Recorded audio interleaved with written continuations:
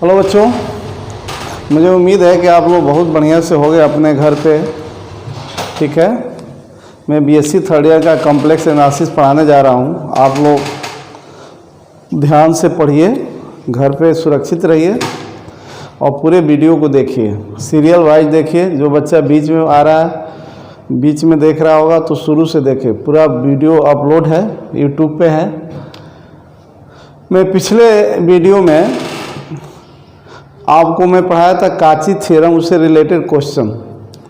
ठीक है, मैं आज काची इंटीग्रल फार्मूला बताने जा रहा हूँ। काची इंटीग्रल फार्मूला और काची थ्योरम में अंतर है। ठीक है, तो काची का इंटीग्रल फार्मूला और काची थ्योरम, ठीक है, काची का प्रमेय और काची का समाकलन प्रमेय, ये अलग अलग है। ठीक है, तो काची इंटीग्रल फार्मूला प्रूव करने के लिए काची का कोरोलरी है, उसका यूज होगा।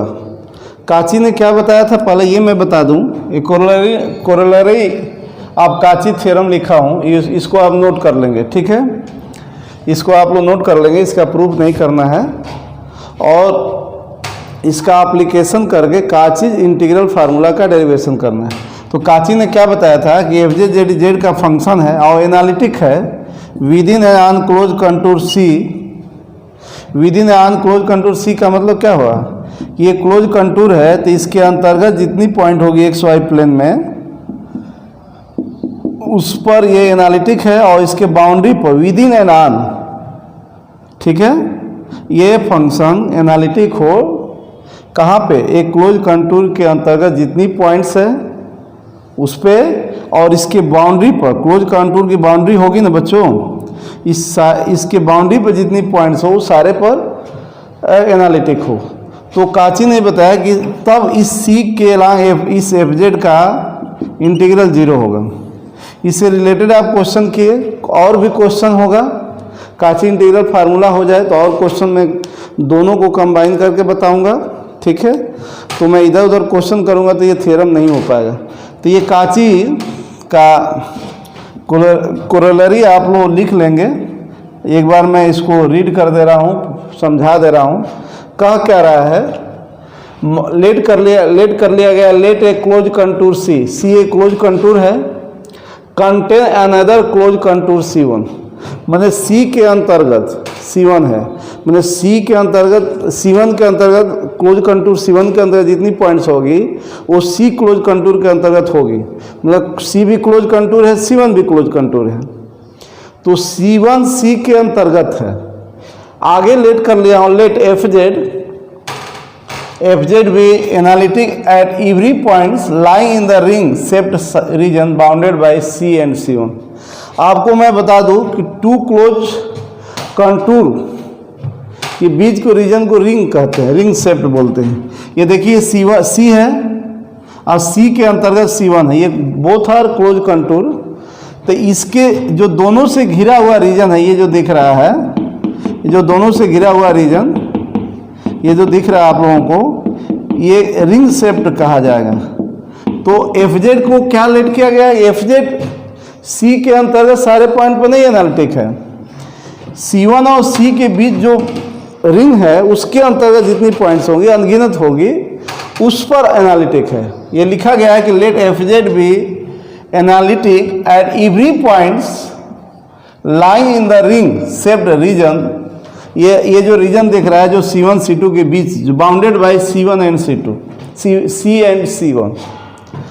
तब इन्होंने बताया, क्या बताया, एफ जेड एनालिटिक हो C1 C के बीच जितनी पॉइंट्स है उस पे, तो सी के अलावा एफ जेड का जो इंटीग्रल होगा C1 के अलावा भी उस एफ जेड का इंटीग्रल उतना ही होगा इसका।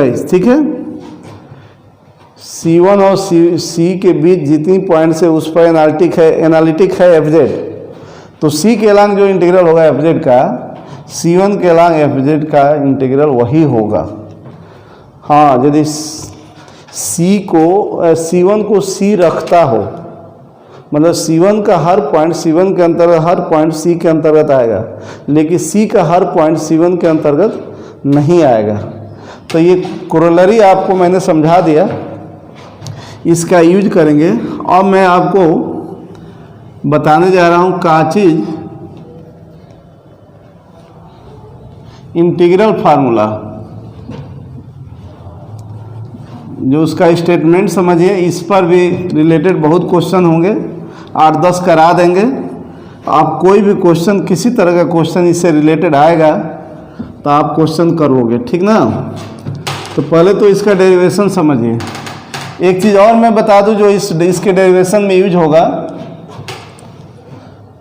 काची इंटीग्रल फार्मूला के डेरिवेशन में यूज होगा।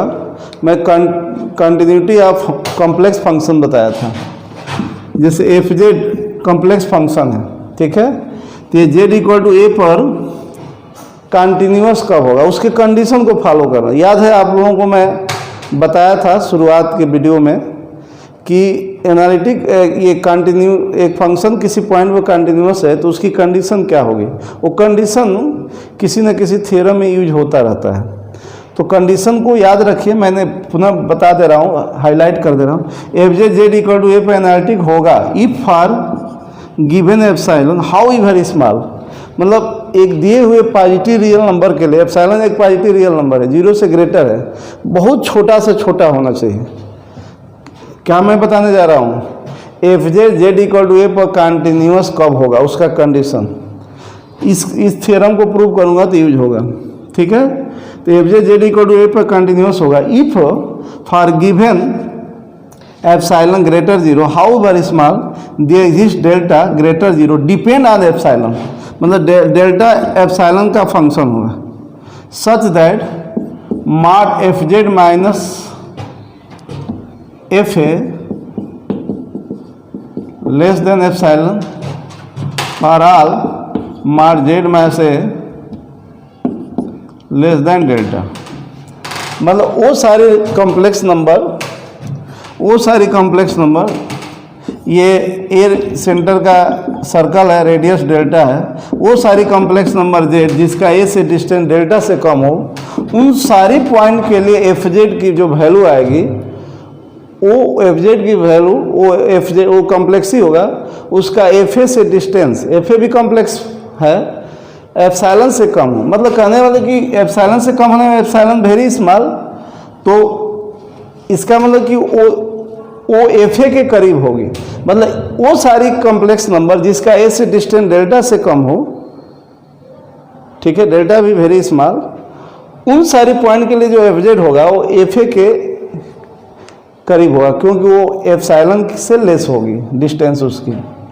एक चीज़ और बता दें, यदि mod A minus B epsilon very small, mod A minus B यदि लेस एप्सिलॉन हो तो आप लिख दीजिएगा A minus B equal to 0।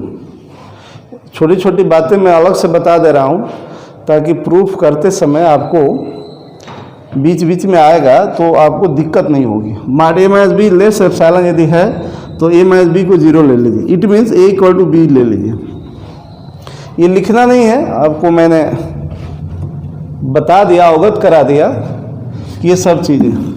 अब मैं काची इंटीग्रल फार्मूला, इस पर क्वेश्चन अक्सर आता है, ठीक है।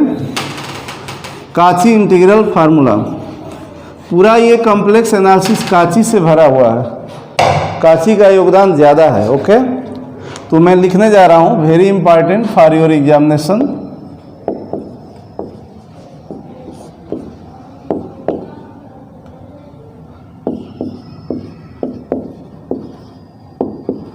काचीज इंटीग्रल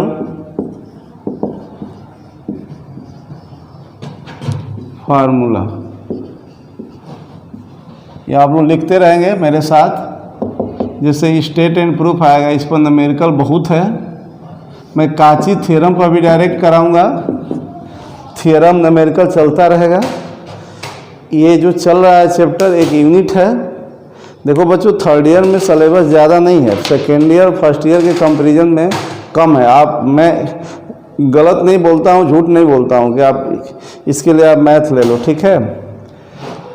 रियल बात है कि फर्स्ट ईयर सेकेंड ईयर से सिलेबस कम है और 4 पेपर है, थोड़ा थोड़ा 4 पेपर में आपको 4 पार्ट में आप एग्जाम दोगे, 4 पार्ट्स में।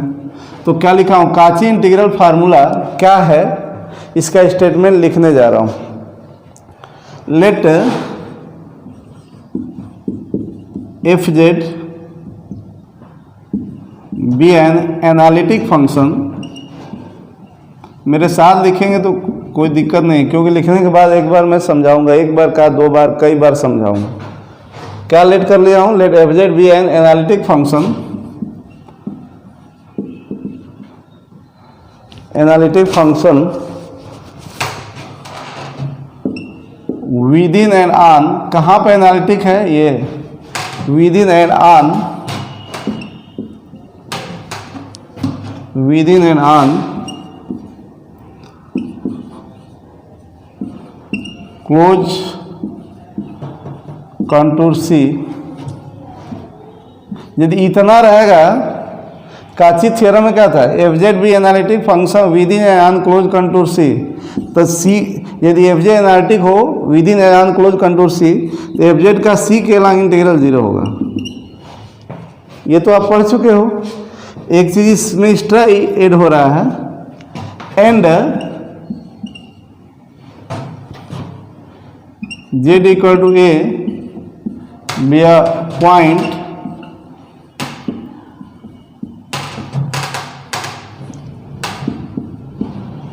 Inside C. ए क्या है? ए कॉम्प्लेक्स नंबर है, कॉम्प्लेक्स, हर पॉइंट कॉम्प्लेक्स नंबर है। तो यदि जे क्या माना गया? एफ जेड एनालिटिक हो within and on close contour C, मतलब सी के अंतर्गत जितनी पॉइंट्स होगी उस पर एनालिटिक हो, और उसके बाउंड्री पर जितनी पॉइंट्स होगी उस पर एनालिटिक हो, और ए कोई पर्टिकुलर इनसाइड सी पॉइंट है, तब क्या? तब ये इन्होंने क्या बताया काची साहब? F A equal to F Z का ए पर वैल्यू 1/2 पाई आई बटा, इसका हम लोग प्रूव करेंगे, सी के long integral of F Z by Z minus है। देखिए एफ जेड एनालिटिक है, एफ जेड एनालिटिक है within on close contour C, A inside C है। इसको हम लोग ऐसे भी लिख सकते हैं, F Z by Z minus A का integral along C 2 pi I बटा एफ है। देखो बालक, ये निश्चित है कि एफ जेड एनालिटिक है ना, F Z with in on close contour analytic है, तो एफ जेड रहता तो काची थ्योरम के अनुसार इसका इंटीग्रल 0 हो जाता। But Z by A, Z minus A नीचे है इसके साथ, तो ये पूरा एनालिटिक नहीं है, एफ जेड एनालिटिक है, तो अब 0 नहीं होगा। कितना होगा? क्या लिखा गया? एफ जेड एनालिटिक है। ये पूरा यदि एनालिटिक रहता within on close contour C, तो सी के लॉन्ग इंटीग्रल 0 हो जाता काची थ्योरम के अनुसार। केवल एफ जेड एनालिटिक है along within on close contour C, तो एफ जेड का ओनली इंटीग्रल 0 हो जाता। लेकिन F Z by Z minus A का इंटीग्रल 0 नहीं होगा। क्या होगा? 2 पाई आई बटा, 2 पाई आई बटा एक रियल नंबर, ये आपका नंबर है, आई इंटू एफ है, कॉम्प्लेक्स नंबर है, 2 पाई आई बटा। चलिए प्रूव करते हैं। मुझे उम्मीद है कि आप लोग इसको लिख लिए होंगे, स्टेटमेंट है, प्रूव कर लिया जाए। थोड़ा टाइम लगेगा, धीरे धीरे बताना है आपको, समझाना हो, और मुझे दिक्कत हो रहा है कि आप सामने नहीं हो तो ज़्यादा ही टाइम देना पड़ रहा है, अंदाज ही पे पढ़ाना पड़ रहा है। अब पता नहीं हमारा पढ़ाना आप लोगों को अच्छा लग रहा है कि नहीं, आपको समझ में आ रहा है कि नहीं, और बच्चे वीडियो देख रहे हैं कि नहीं। सारी चीज़ें डार्क में है मेरे लिए। ओके, अंदाज ही पे सब कुछ हो रहा है। चलिए मैं प्रूफ करने जा रहा हूँ, आप लोग ध्यान से देखिएगा।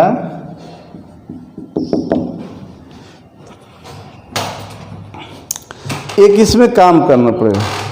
एक तो ले लीजिए जो दिया है, गिवन है, let F Z be an, ये गिवन है स्टेटमेंट में, be an analytic function analytic function within an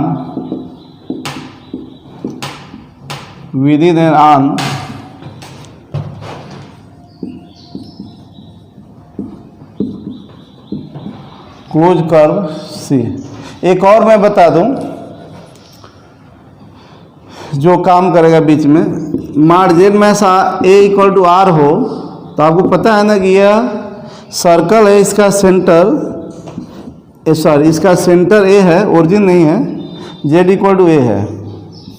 अब ए फर्स्ट क्वाड्रेंट में हो सकता है और रेडियस आर है, तो ये माड जेड में से, तो एक चीज़ बता दें, आपको समझा दे रहा हूँ। तो जैसे माड जेड इक्वल टू आर हो तो आपको पता है ना कि जेड इक्वल टू क्या होता है, आर एक्सपोनेंशियल आई बटा थीटा, पता है कि नहीं? अरे ना, आर उसका माड है और थीटा आर्गुमेंट है। जेड का जेड जो है, जेड का पोलर फॉर्म, ये जान लीजिए आप लोग। आर क्या है, जेड का माड है और थीटा आर्गुमेंट है। मैंने कहने मतलब कि आर यदि जेड का माड हो और आर्गुमेंट जेड थीटा हो तो Z equal to R exponential आई बटा थीटा लिखते हैं। क्या सुने हो? यदि जेड का माड आर हो और आर्गुमेंट जेड का थीटा हो तो जेड इक्वल टू इतना। तो एक चीज़ जान लीजिए कि माड जेड, ये जान लीजिए कि माड जेड यदि आर है तो Z equal to R exponential आई बटा थीटा होगा। ठीक है, तो उसी तरह से ये क्या होगा, माड जेड में से इक्वल टू आर एक्सपोनेंशियल आई बटा थीटा, तो Z equal to A plus ये हो जाएगा।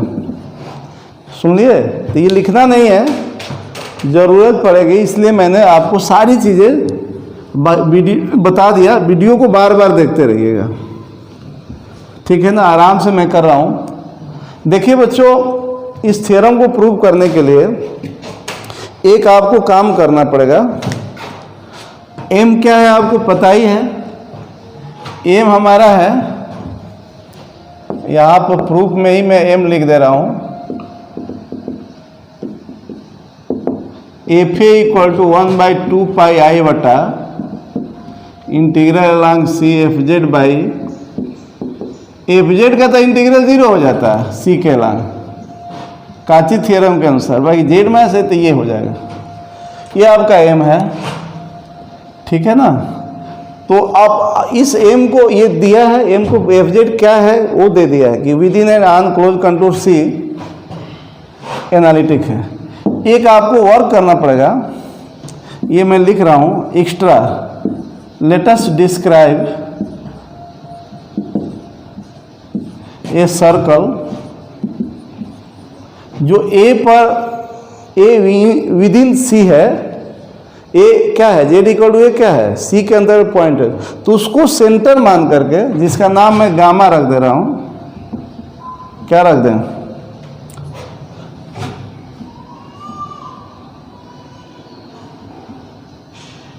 चलिए, let us describe a circle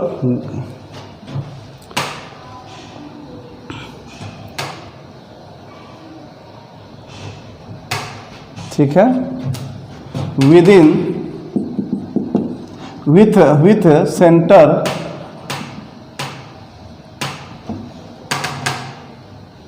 या सर्कल का नाम C1 ही रख दे रहा हूं। Let us describe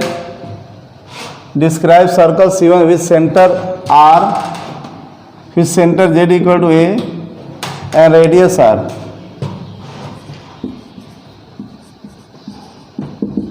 radius R।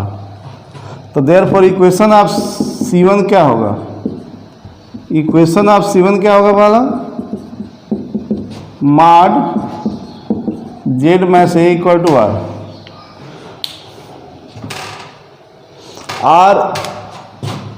R small लीजिए, आर इज स्मॉल, मैं रेडियस स्मॉल लेना। क्या आपने लिखा है, जो गिवन है एफ जे एनालिटिक है within an unclose contour C. एक मैं अलग से इसको प्रूव करने के लिए एक सर्कल लिया हूँ जिसका नाम C1 रख दिया हूँ, और जो with in C A point है उसको सेंटर मान के एक सर्कल लिया हूँ।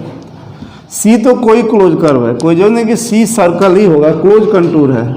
और C1 क्लोज कर्व है, तो क्लोज ये सर्कल है, तो सर्कल भी क्लोज कर्व होता है।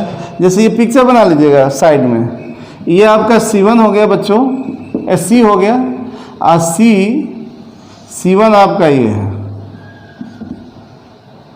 Z इक्वल टू A, ये है, और रेडियस R। तो बच्चों निश्चित है FZ तो पूरा एनालिटिक है with in unclose contour C। ध्यान दीजिएगा बात को,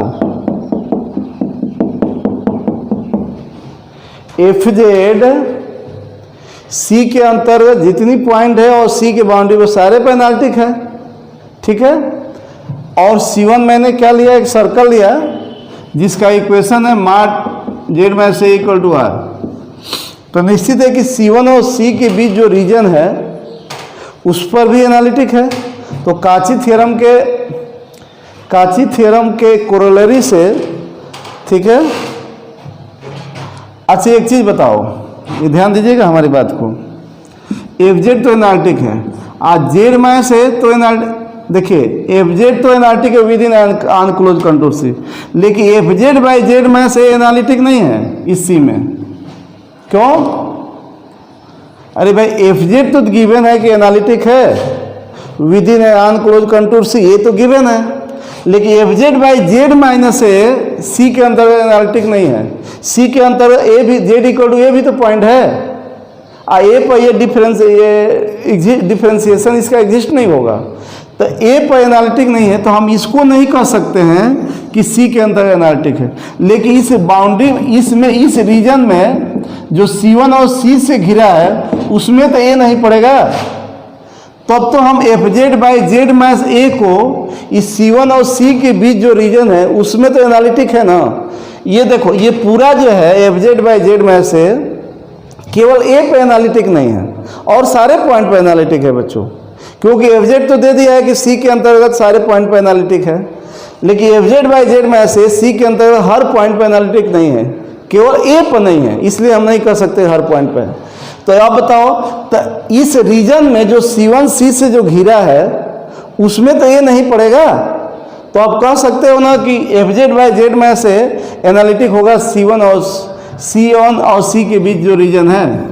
तो यहाँ पर लिख सकते हैं, since FZ is analytic within C, therefore FZ by Z minus A be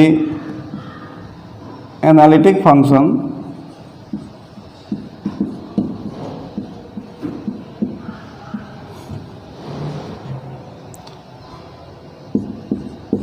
in the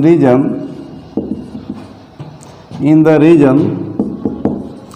बात को समझा दिया हूँ तब मैं लिख रहा हूँ, बार बार वीडियो देखिए, बात को समझ में आ जाएगी। एक बार में नहीं आता है तो प्रूफ है, थ्योरम है, न्यूमेरिकल तो आप बहुत जल्दी कर लोगे। In the reason bounded bye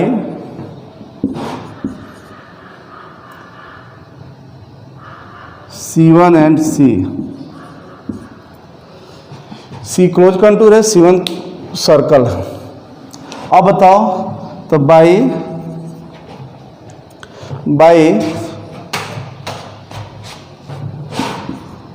corollary of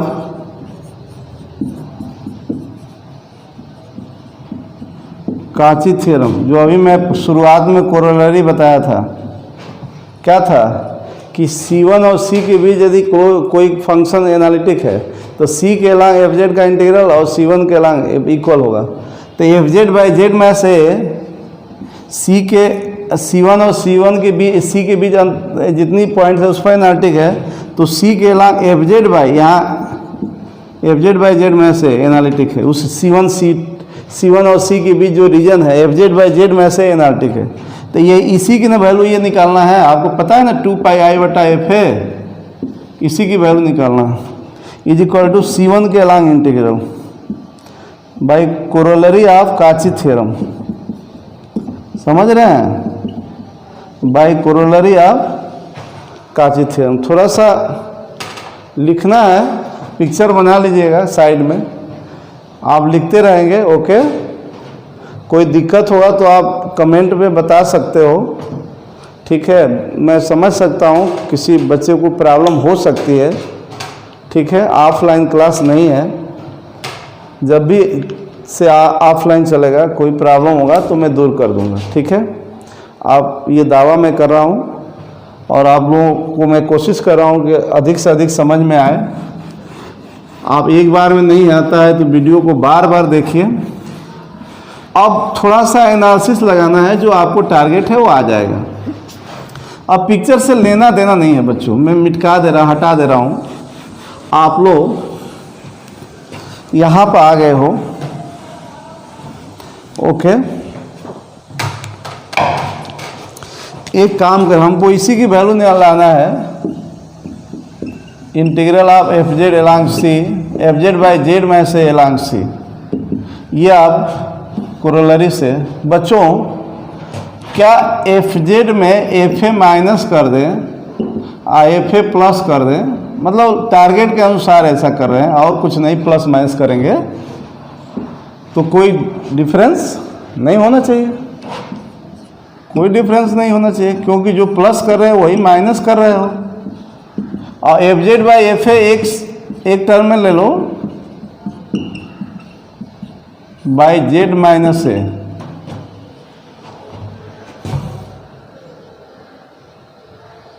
ठीक है? बाई ये एक्स प्लस एफ ए तो कांस्टेंट है ना, जेड इक्वल टू ए पर एफ जेड की वैल्यू ये 1 by Z minus A D Z. ध्यान दीजिएगा, हर स्टेप को ध्यान दीजिएगा। इस इंटीग्रल की वैल्यू मैं निकाल लूँ जरा, इसको ना हो तो 1 मान लें, उसमें रखेंगे हम लोग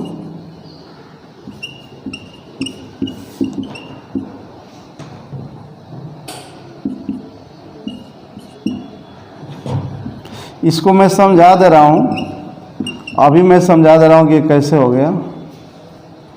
ना हो तो इसका नाम मैं दे रहा हूँ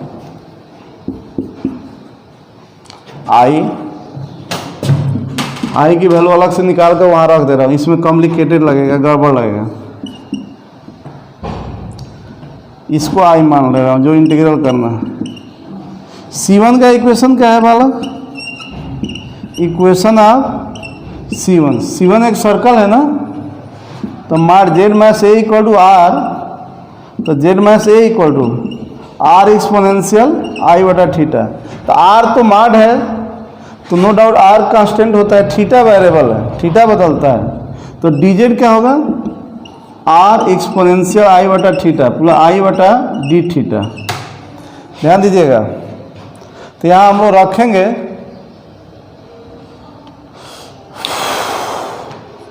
तो क्या हो जाएगा पता नहीं आप लोगों को दिख रहा है कि नहीं। इक्वेशन 1 मैंने इसमें रखना है। तो ये बताओ, ये इंटीग्रल है D Z by Z minus A, क्या हो जाएगा एलॉन्ग C1। अब आपको पता है कि C1 यहाँ मैं समझा दे रहा हूँ, C1 ए सेंटर है C1 का और ये रेडियस है, C1 यही ना है। तो बच्चों ये बताओ, थीटा एक सर्कल में 0 से 2 पाई वेरी कर रहा है, तो ये थीटे पे डिपेंड है, तो C1 के अलॉन्ग इंटीग्रल में थीटा में बदल दिए हो जेड को, 0 to 2 पाई हो जाएगा पूरे सर्कल के अंतर्गत। C1 के अलॉन्ग इंटीग्रल मतलब पूरा वही पूरे सर्कल के अंतर्गत। तो एक सर्कल में थीटा 0 से 2 पाई वेरी करता है। और डी जेड को क्या रख देंगे? आर एक्सपोनेंशियल आई बटा थीटा। पता नहीं यार दिख रहा होगा कि नहीं आप लोगों को, 1 मिनट और, जो समझाया हूँ वही रहेगा। देखिए theta 0 to 2 pi, D Z कितना है? आर एक्सपोनेंशियल आई बटा थीटा आई बटा डी थीटा। आज जेड माइनस ए क्या है यहाँ पर, आर एक्सपोनेंशियल आई बटा थीटा। तो ये इंटीग्रल की वैल्यू क्या हो जाएगी, देखो यहीं पे कर दे, आर एक्सपोनेंशियल आई बटा थीटा, ये गायब हो जा रहा है, तो आई बटा इसका थीटा होगा और 2 पाई माइनस 0 रखेंगे तो 2 पाई माइनस 0 होगा। तो ये क्या आ गया, 2 पाई आई बटा, मतलब इस इंटीग्रल की वैल्यू जो है C1 के अलांग है, इसकी वैल्यू मैंने क्या ला दिया, 2 पाई आई बटा। यहाँ पर लिख देंगे पुटिंग दिस इन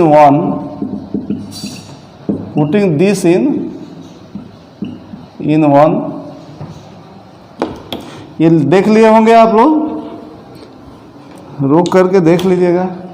तो ये तो आपको रहेगा, ये रहेगा, इसकी वैल्यू हम लोग क्या ला दिए हैं 1 में रख देंगे। तो ये आप लोग अगला स्टेप ये लिख दीजिएगा 2 पाई आई बटा एफ ए, 2 पाई आई बटा एफ ए। कैसे आ गया, उसको इधर ला दीजिए, जो इंटीग्रल मैंने कर दिया उस टर्म को इधर ला दीजिए, 2 पाई आई बटा एफ है। इसका मतलब कि ये 0 हो जाएगा तो वो चीज़ें आ जाएगी जो ज़रूरत है। एफ जेड माइनस एफ है, कुछ नहीं करा, ये मैथमेटिकल टर्म्स है बच्चों, ये मैथमेटिकल टर्म्स है, ट्रांसफर मैंने कर दिया है। अब taking mod on both the sides, लिखते रहेंगे आप लोग। कॉम्प्लेक्स एनालिसिस है, थियरम है, हर और 2-3 थियरम है, उसको प्रूव करना है, उससे रिलेटेड क्वेश्चंस करना है, यही है इस यूनिट में। और बस यही एक चैप्टर है बच्चों।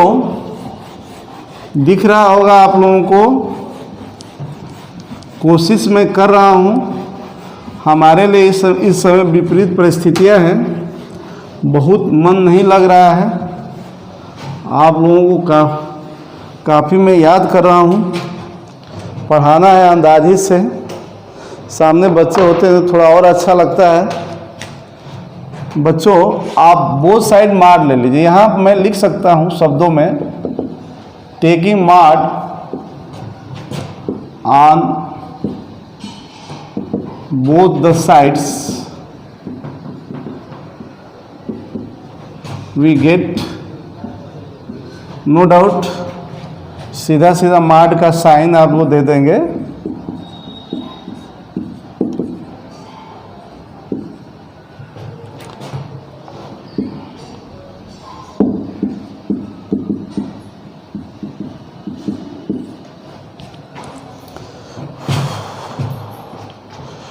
ओके,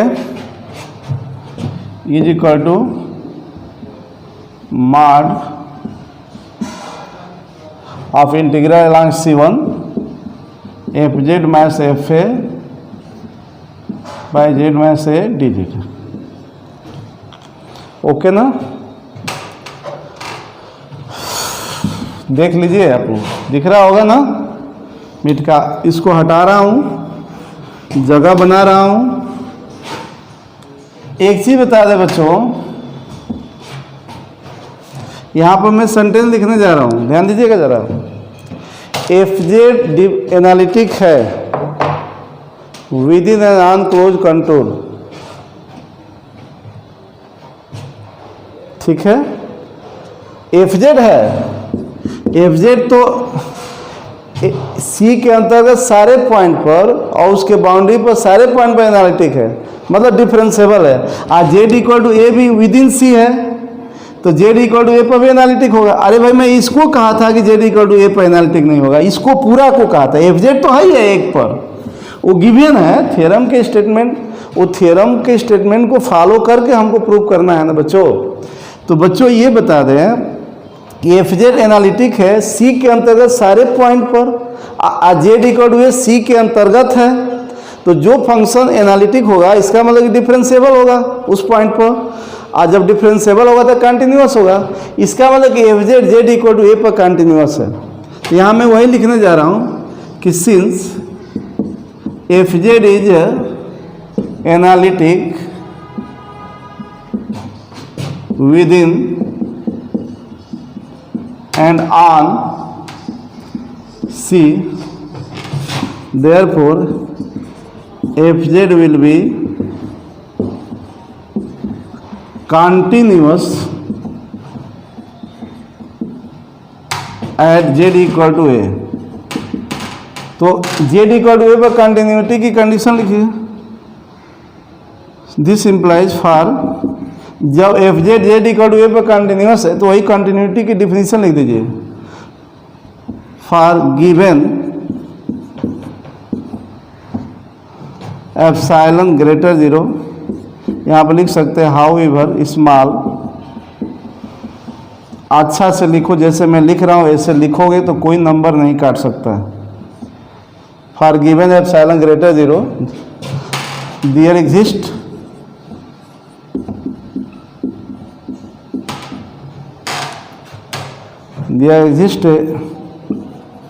सेम नंबर कहने मतलब वो भी small, some number delta greater 0 depend on, जो मैंने शुरू में लिखवाया था, depend on epsilon such that क्या mod F Z minus F A less epsilon for all, वही कंडीशन लिख दिया।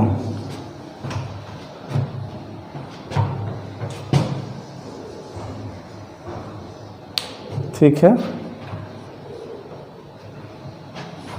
एक लाइन मैंने थोड़ा सा एक काम कर दिया हूँ। एक चीज़ बता दे बालक,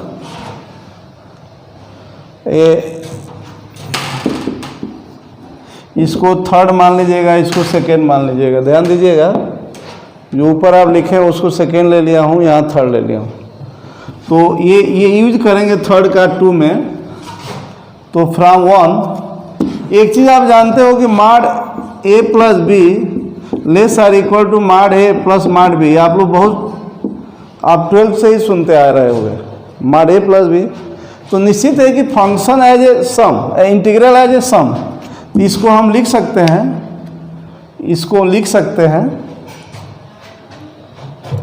जब अलग अलग मॉड करेंगे तो लेस आर इक्वल, अगला स्टेप है इसके बाद ये मॉड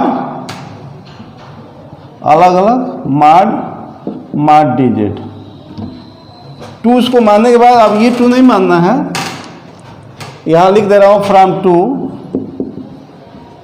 जब अलग अलग मॉड करेंगे तो अलग अलग मॉड करेंगे तो जो पहले था उससे बड़ा हो जाएगा ये। ठीक है, और यूजिंग 3 इन दिस इनइक्वालिटी, तो क्या होगा ये देखो, mod F Z minus F less epsilon. कहने का मतलब बच्चों,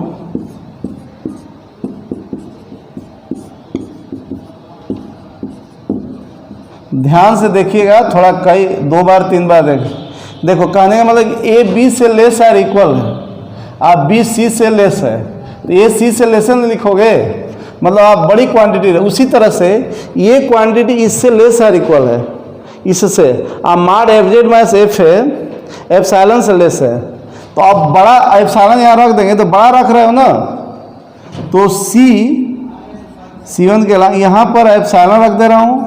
अब मॉड जेड माइनस ए, अब मॉड डी जेड, ये मॉड डी जेड है, अलग अलग किया था, ये लग सकता, इक्वालिटी हट जाएगी। अब आपको पता है कि मॉड जेड माइनस ए ये आप कर चुका हूँ, आर है C1, और ये z minus a r exponential आई बटा थीटा होगा ना, तो डी जेड कितना होगा, आर एक्सपोनेंशियल आई बटा थीटा आई बटा डी थीटा। तो मॉड डी जेड कितना होगा बालक, आर का मॉड आर, इसका मॉड 1, आई बटा का मॉड, देखो इसका मॉड क्या होगा, ई एक्सपोनेंशियल आई बटा थीटा का मॉड मतलब क्या, कास थीटा प्लस आई बटा साइन थीटा का मॉड, तो under root cos square theta plus sine square theta 1 होगा ना। इसमें थोड़ा थोड़ा टुकड़ा टुकड़ा बहुत कुछ है, ये 1 हो गया। तो आर का माड आर होगा, दोनों और माड ले लो, ई टू एक्सपोनेंशियल आई बटा थीटा का माड 1 होगा, आई बटा का माड 1 ही होता है, डी थीटा का माड डी थीटा होगा, थीटा रियल। तो आप ये चीजें रख दीजिए। आप यूजिंग दीज इन एबव यहां लिख दे रहा हूं, इसके बाद यूजिंग दीज इन एबव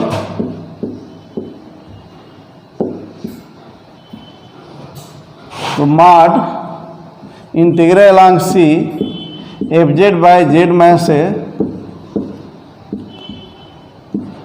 में से माइनस 2 पाई आई बटा एफ है लेस एप्सिलॉन बाहर कर सकते हो इंटीग्रल। मॉड जेड में से क्या है, आर है, और ये क्या है mod d z, r exponents r d theta, और ये आर।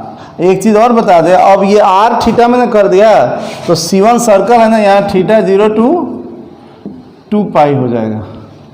बात समझ गए? तो क्या हो जाएगा,